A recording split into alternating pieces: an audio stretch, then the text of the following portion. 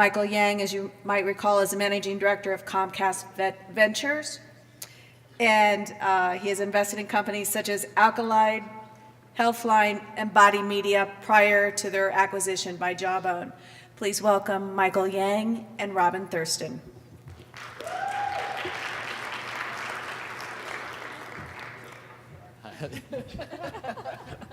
Thanks. I guess we won't be getting cozy even though we have this much room seating up here.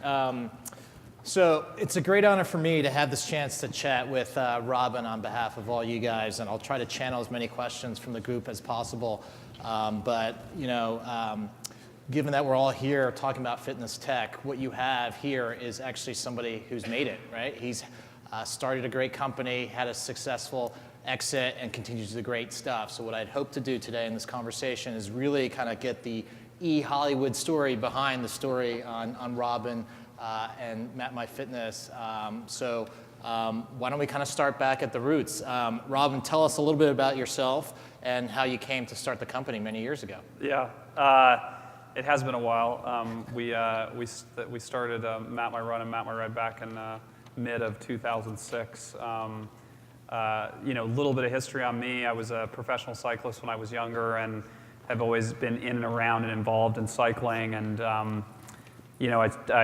retired from professional cycling after living in Switzerland in '94 and really was not connected that much to the sport other than just riding my bike on my own. But I got in finance, worked in the investment business for a long time at Reuters for 10 years and was in and around digital in a bunch of ways. And I went on a cycling trip in 2006 and we were sitting at a dinner table in Switzerland and somebody said, it'd be great if there was a website where I know all these roads without necessarily you having to be here.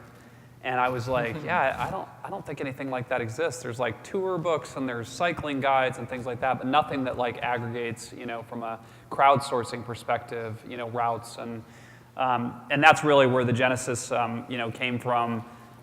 Kevin Callahan, the other co-founder, big runner, marathoner, so we sort of married up on the two ideas. And in the beginning, we looked at like basically how to form the strategy and all the verticals that we want to go into, and we were very focused on running and cycling. But we kind of looked at Prevention Magazine at the time, and it was like Runner's World and Bicycling Magazine and Prevention and Men's Health, and so we were like, well, why don't we just launch a whole series of websites and kind of those verticals and kind of see how they do. And it was probably almost a year and a half before mobile really, 2 years before mobile really kicked off.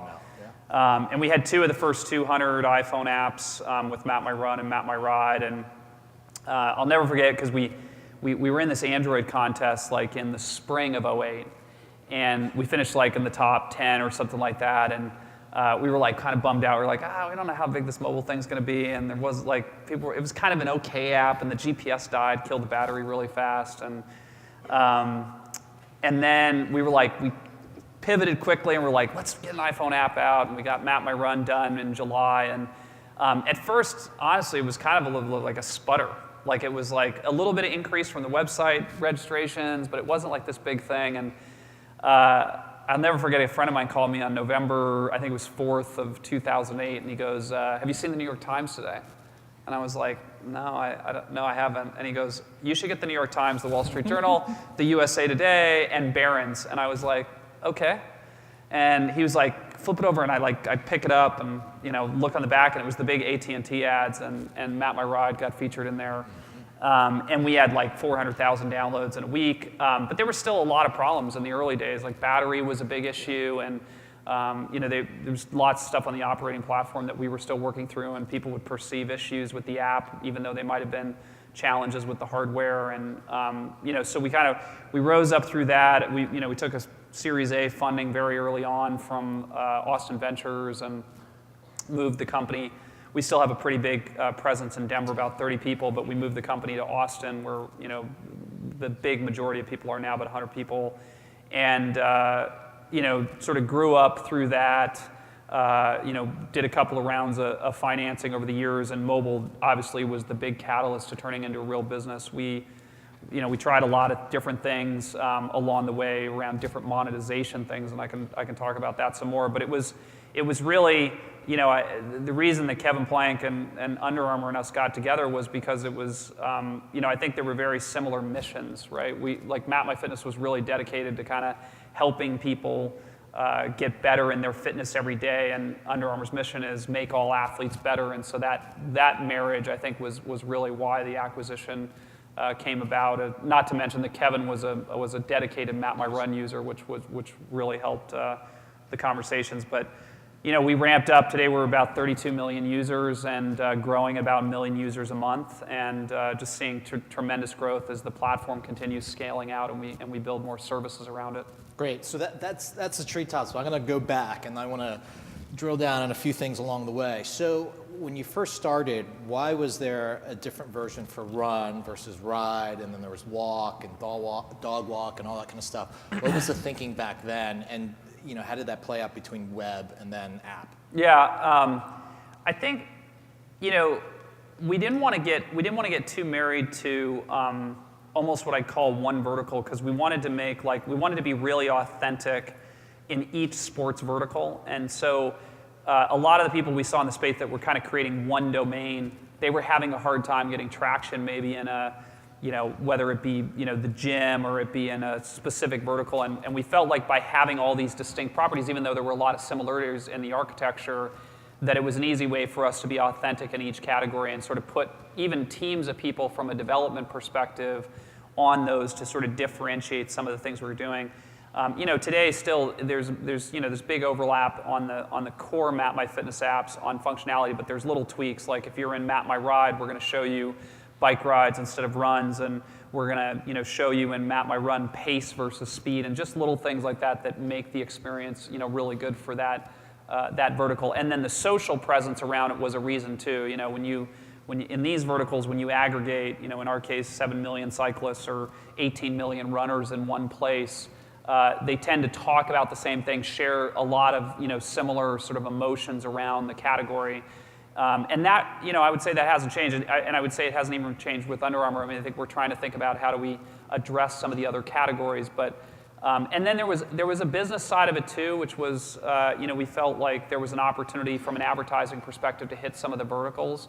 So, and whether those be endemic cycling or running or things like that at the start, that drove our decision a little bit, but I would say it was more around the functionality specifically. So you mentioned community and social and all that. Coming to this conference a couple years ago, it was a lot of talk about sharing and leaderboards and all that. Where are we on that whole trajectory? Have we crested? You don't really hear people talking about it as much. In your product, I'm curious how many people care about that kind of stuff, how many people are actually sharing their rides and their runs and all that kind of stuff, and what are they really trying to get out of it? Yeah, I mean, look, there's the basics of these applications, which I think people are very interested in their data. Not everyone. I think if you kind of broke it into segments, I'd say probably 30% of the base is using it more like almost what I call like a training log. Like they're just recording everything. They really like getting the information. They like getting the maps. A third of the audience is almost what I call sort of category specific. So they want to share a lot of information, but they don't want to share it out to the other social networks. They literally just want to share it within like a group of 5 runners or a group of 20 cyclists, or the guys they go to the gym with, or frankly even their family. So we're starting to see a lot of that where the groups that are being created are actually like, I want to compete with my wife and my 2 kids, and I just want to have an environment where I can do that together. So, and then the last part of the audience is almost what I call, they want to share literally everything, even externally. So they not only are sharing within the environment, they're also pushing out to Facebook and Twitter and Pinterest and all of the other verticals, because they're really trying to get maybe a broader message out. Like it might be someone training for a big event, and they don't want to invite grandma in to watch in MapMyRun because she doesn't want to create an account and all that. They just want to push it out to those other channels. So it's kind of a third in terms of the breakdown. Continuing on that theme of user segmentation, you've obviously probably chronicled a lot of user stories along the way. Who are your users? How has that evolved over time? And how do you placate kind of certain power users and the features they want versus the masses and all that? Yeah, I think that's probably, I mean, in developing the product, that's probably one of the most difficult things to do, because you're trying to stay on like the, there's the complexity on the other, simplicity on the other side of complexity, which is there's a lot going into that application, but how you present it to the user. We've tried to stay, I would say, while we have a lot of functionality, to some extent, some other competitors, quote, have popped up in some verticals because they went deeper in a specific category, right? And I think we've tried to kind of say we want to be a platform where we aggregate all the data into and make it really, really simplistic for people to use that application every day. But if they want to do something deeper, and I think this is true even in the new Under Armour world that I'm in too, which is if you really want to do something like golf tracking and you actually want to know which club you used on the fourth hole, we're probably not the application for that. But if you want to just have a leaderboard of your score with your 4 buddies on the weekend and you want to trash talk about that, we're probably the right place for that. Because it's really at a high level and we're not necessarily going to the nth degree. But I would say that now as part of Under Armour, I think we're also thinking about the elite athlete. I mean, if you go out and look at the booth, we're obviously showcasing people like Stephen Curry and Lindsey Vonn, and so we want to address that higher level in the analytics that we do for them and how a coach might use the information. But it is probably, I would argue, one of the biggest challenges when you're trying to build a platform for, we're 32 million users today and, certainly have a trajectory to get to 100 million over the next 3 years. Can you give us a sense of a prototypical run user in terms of demographics? Yeah, and so same on the ride side.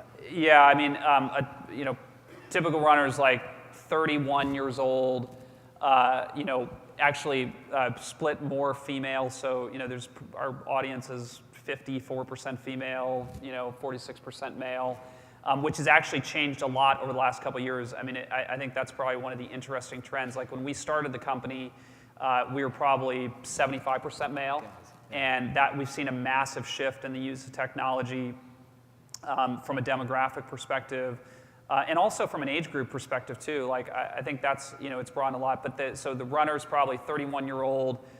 Female running about 3.1 miles per session 3 times a week. On the cycling side, it's not as say competitive as a domain like Strava. We're much the way I sort of describe like Map My Ride is kind of like Bicycling Magazine, and Strava is like Velo News, right? It's just 2 completely different audiences. And the typical rider there might ride 3 times a week and do 20 miles, 25 miles at a session, which is vastly different than a typical Strava user. And they're probably a little bit older and more male. So depending on which site, like Map My Walk is a site that's 78% female.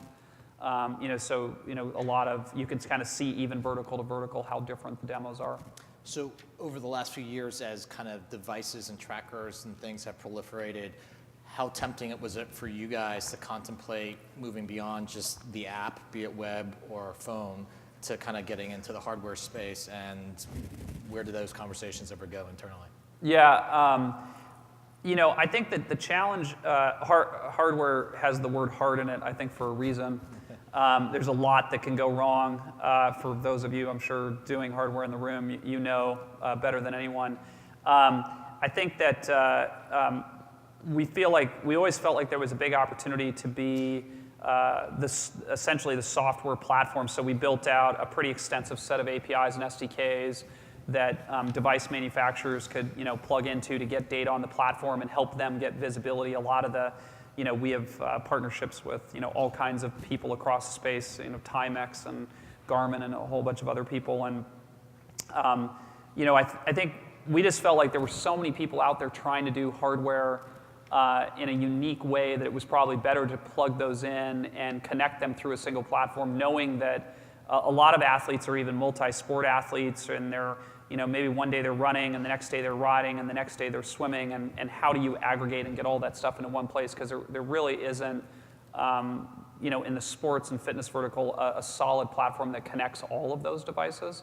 So I think we weren't overly tempted. I I would say that now I think the conversation, our launch here with Under Armour Record is a lot around how do you optimize with certain partners into the Under Armour Record platform and create even a better experience than just integrating an API or something like that.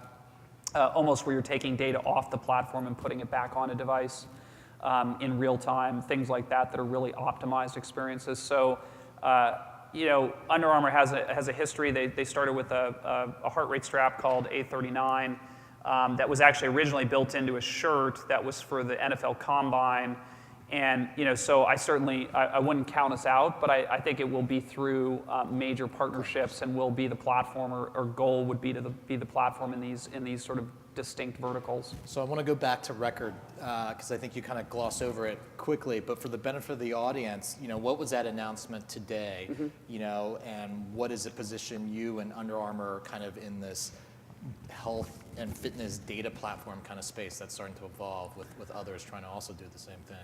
Yeah, so when they acquired the company, just on the history, I think there was this, for the first 6 months after the acquisition, it was really about learning kind of what were the strengths of Under Armour, what resources they have, what things had they done before, things like A39 in the digital space, and how could we build upon that.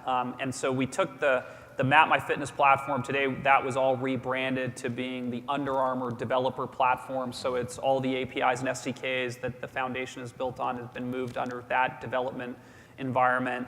And Record was really the first product built off of the top of that platform that addressed what I would argue was some pretty big gaping holes in our existing product. Things like 24/7 tracking, a single dashboard where we deduplicate data. So like if you go for a run with your Garmin on and you have your Fitbit or your Jawbone on, we deduplicate all the data. So you're not double counting things like calories. So we tried to address some of those big issues as well as give people deeper analytics, bring in the athletes, bring some content in. So, really help people motivate through some of the content. And then create sort of a social layer to it, which are these micro challenges where you can have, competition with your family or with your coworkers or your friends, et cetera, and all bring that into a single platform, which is now this Under Armour Record platform. Got it.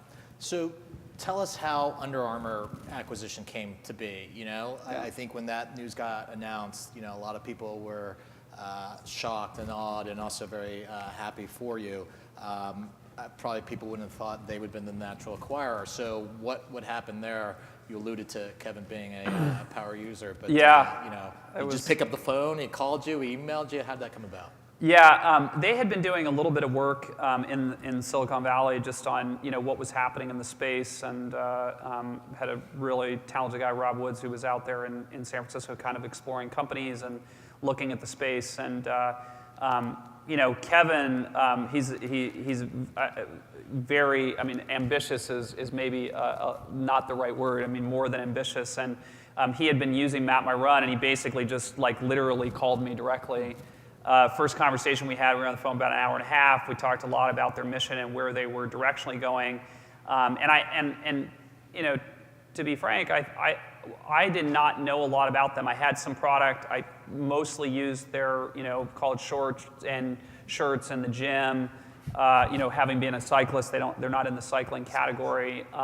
They were just getting big. They just started getting big and running, and footwear is a big focus. And so it was a learning experience for me. But really, once I went to hear the story, meet Kevin on campus, look at all the verticals that they were going in.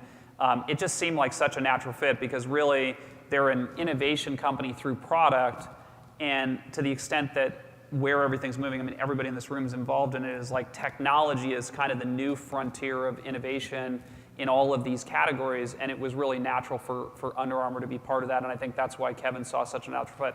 Getting 100 developers at one time and getting the history and the context and the authenticity, I think, was all really important to them, and plays a big part in how quickly, even getting a product like this ready that we launched today, major architectural piece that they really couldn't have done just building it from scratch. So it was a big opportunity for them to buy a platform that had obviously a lot of users. For me, it was exciting because I was terrified that when you start a company, who you potentially end up or partner with is such a big deal. And after I went there and I visited, I was just like, man, this is like almost the perfect scenario for an entrepreneur. Like, there's some of the teammates in the back, but like my first couple of months, like I was at the Super Bowl and the BCS championship, and I'm a sports guy, so I was just like, I think I've died and gone to heaven. But being in and around that culture all the time was such a great thing for our team, and I just felt like it was.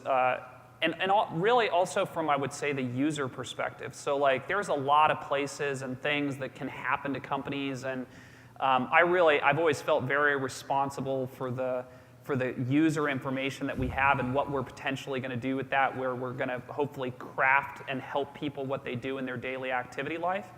And I can't say that down the road whatever happened. I mean, I think if you IPO, then you control your own destiny in a certain way. But I think depending on if you knew there was going to be an exit, there could be concern about what happens with that. And I think Under Armour has a really authentic purpose in wanting to help these people get better in their daily activity. So for me, it was kind of frankly, it was a dream scenario. You're pretty fortunate on that side, because the dirty little secret is most acquisitions fail. So I'm curious, what defines success for you and your group now that you're part of Under Armour, and how do you not be this thing on the outskirts that kind of doesn't really move the needle for apparel sales or shoe sales or anything else like that? Yeah, I mean, I think if I look back at the past year, there was a bunch of things that just went incredibly well to make it work in the way that it has. We're about to move into a big new facility, and on the outside of the building, it doesn't say MapMyFitness, it says Under Armour Connected Fitness. And the MapMyFitness apps will be developed as part of that umbrella portfolio of services and applications that are part of Under Armour, but we're moving into a big new building in Austin that's just absolutely a phenomenal investment by Under Armour in the team. And I think that just speaks volumes about how much they want to invest in the space. We're going to grow from, we're 160 people, we added 50 people this year, we're going to add 120 people to the team this year. Again, all the backing and investment. And I think when you feel that from a company, like a lot of times, I was at Reuters when they were doing just acquisition after acquisition after acquisition. A lot of them would get in, and it would be an immediate conversation about reduction of staff or how they were going to consolidate efforts, things like that. The reality is Under Armour didn't have really a digital presence, and so there wasn't any overlap, and they were really looking for a lot of expertise and knowledge. And I think the team as a whole felt that from the very beginning. And obviously the increased investment as I think really encouraged people to feel like, wow, this is really going to have a big impact. I think we have a lot to prove on the, right now it's really, the business model is that building these services and having a deeper relationship with the customer is about a halo effect. So like if you look at our women's campaign this summer, which was absolutely phenomenally successful, we sort of launched the first iteration of that during this period, and having that daily connection and seeing those stories from the women that were part of the Women of Will was just really, I think it's inspirational, and I think our hope is that connection with the customer is what, when they do go make a buy decision, tilts them to want to buy our product over other product in the market by having that really, real-time connection on a day-to-day basis around their activity. So my last question before we open it up is, for the entrepreneurs in the room here who aspire to kind of have that success story that you had, if you're a software and app player, what advice would you give them? And if you're a hardware device player, what advice would you give them? On the software side, ultimately, I feel like we got a lot of struggles early on where we were trying to do too much. Like we didn't get focused enough. There was a lot of times where products creep and feature creep started happening a lot. And it really, if I look back at all the analytics and everything, what I realize is that there were very few things outside of the core things that we did that actually really mattered. And so, on the software side, my suggestion is always like, I don't know that you need an iPhone and an Android application. You might only, if you know that, your user base is going to be better on iPhone, maybe it's better to go that way. Or if you want to be very broad because it's a game or something and Android has better distribution, do that first see how well that goes. Right now, I feel like software developers are getting this thing where they're like, oh, and I think I got to do like the third platform and the fourth platform, and I got to do all these other things, and I think that's a real distraction. So I think my main thing for software developers is to always get more and more focused. I think on the hardware side, my challenge always with the hardware manufacturers has been like they feel like they can create almost their own ecosystem with a single device. I just don't think, I have yet to see that really work with the exception of one company in the world. And so my advice is really try to plug into the other channels where you can help grow your hardware quickly through those channels and get traction, because I think that's what's really going to matter from a revenue and sales perspective for you to get, whether it's increased funding or the next Kickstarter program or whatever it might be. And so I think how well you leverage the platforms that exist in the marketplace, I think is really, really important when it comes to the hardware side. Great. Julie, we have time for questions? We have any questions for Robin? Wow. You guys explained it really well, I guess. All Come right. on. Are you sure? One question?